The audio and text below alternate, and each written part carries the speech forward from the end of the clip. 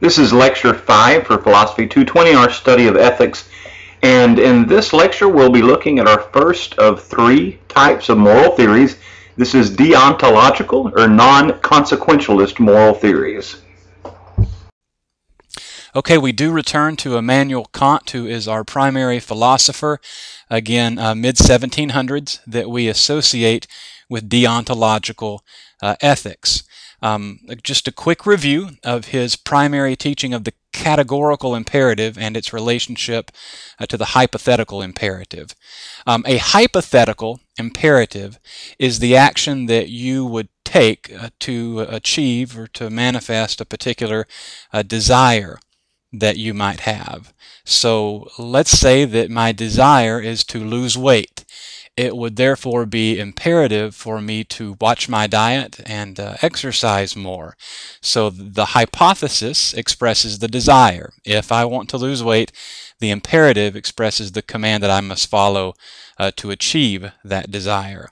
The categorical imperative goes to another level and does not take your desire or your wants into account at all, but seeks to discover the imperative or the action that is universally going to achieve the greatest good. And so the maxim or the law or the rule that you choose to live by, you can also claim that universally for all people in any similar situation, it would be the best action or a maxim for them to live by also. Again, remember, with deontological ethics, Kantian ethics, we are not looking at consequences. What will come out of the action does not at all determine whether the action is good or not.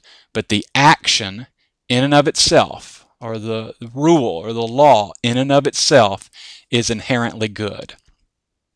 Now, with imperatives then, we're discussing particular ethical or moral duties that we have.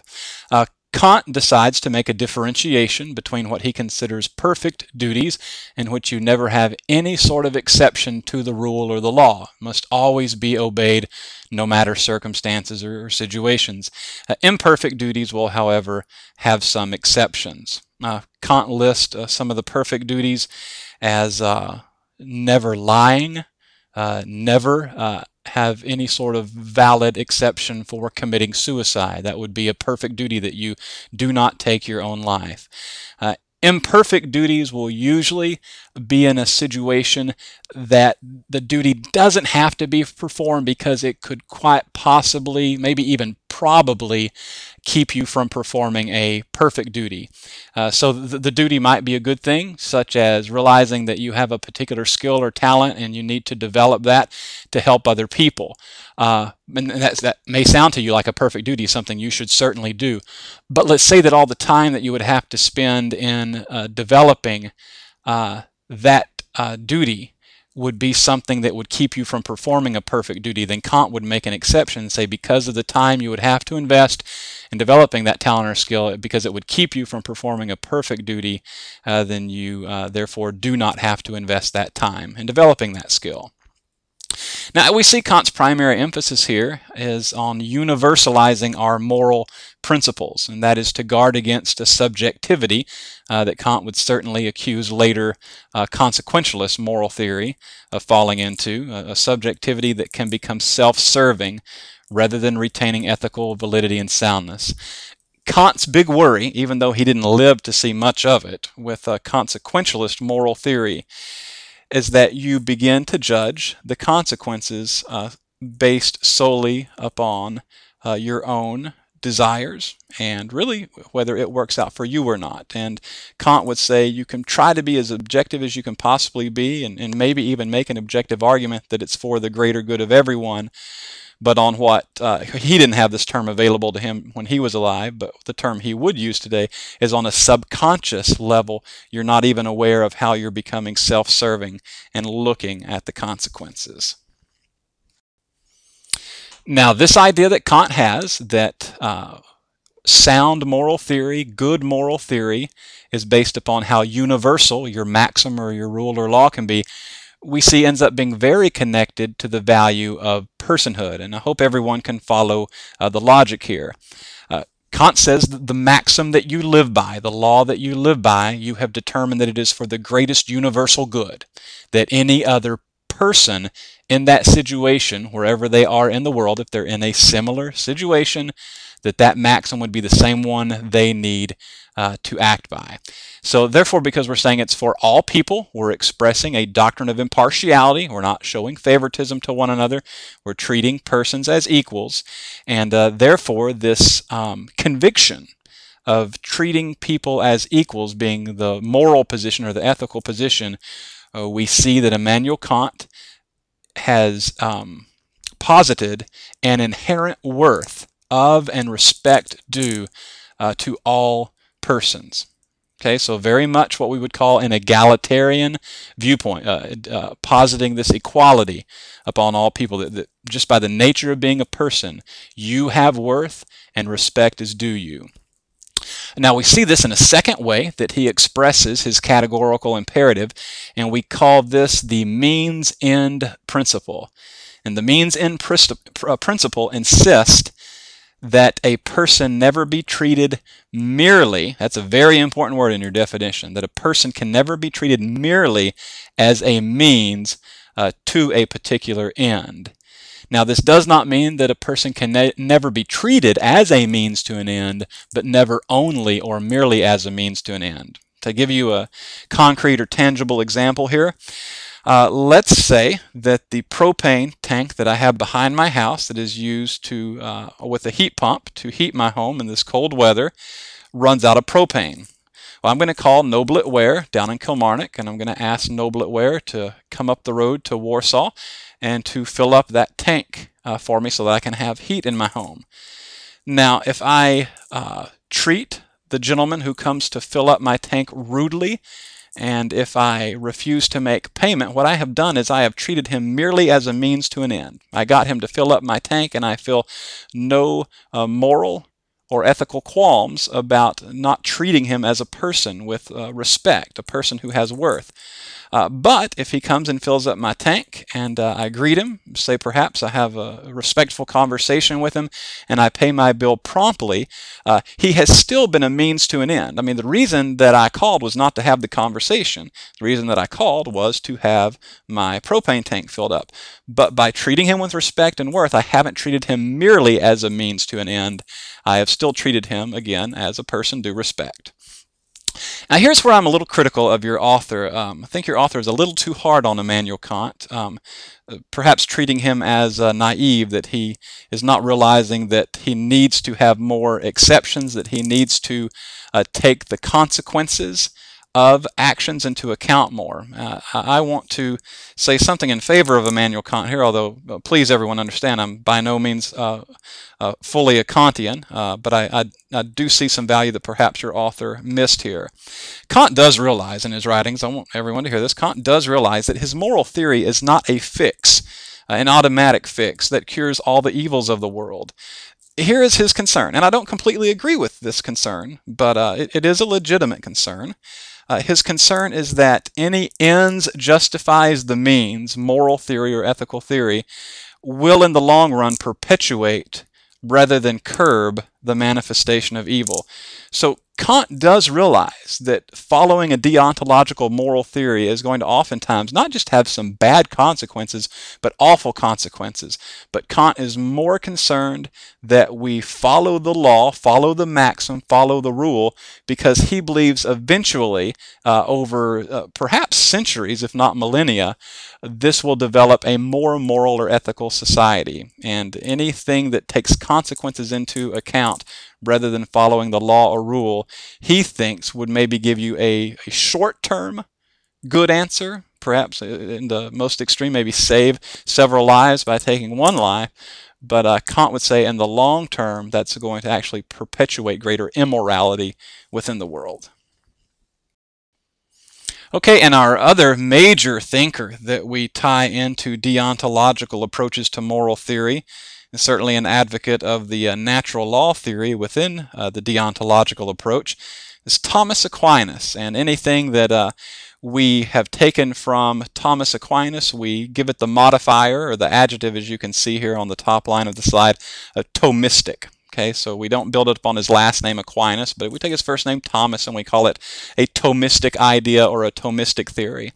This is really important because Thomas Aquinas in the 13th century is one of the most brilliant thinkers in the history of humankind. He is termed by his colleagues when he's at a young age studying the dumb ox because of how quiet he was. Thomas Aquinas studied under Albert the Great, another incredible thinker, genius thinker, but Thomas was very quiet, not a charismatic personality at all, and he is described by his colleague as having the physical attributes of a very large body and a very small head, although I'm not sure the picture you have here is faithful to that description of him. But because of the large body and small head and because of how quiet he was, his fellow students called him the dumb ox. And of course, again, this does not turn out to be the case. Thomas Aquinas is a Catholic, and as a matter of fact, the Roman Catholic Church today still accepts Thomistic theology as being the fullest, actually, and most faithful expression of Christian faith from a Catholic perspective. And he did not view reason and religion at odds with one another. He held human reason in very high regard, which means he despised, and please get this term in your notes because it is not in the book and it could very likely show up on your test. He was very much against fideism. If you look at the term fideism here, fide is the Latin for faith, and Thomas thought that it was actually sinful to simply accept everything by faith without questioning it and putting it under the microscope. Of course, I'm speaking metaphorically here, putting it under the microscope of reason and rationality. And Thomas certainly thought that reason was a gift given by God, and so to simply accept statements or doctrines or beliefs without thinking through them rationally, Thomas would call that an affront to God, a sin against God for not using your faculty of reason. And so natural law theory, very easy definition to give you here, simply means that because God has created nature, okay, so it is coming from a perspective of faith here. I want us to realize that, the presupposition that God has created nature, therefore nature is good and functions as it should. That's Thomas's next presupposition.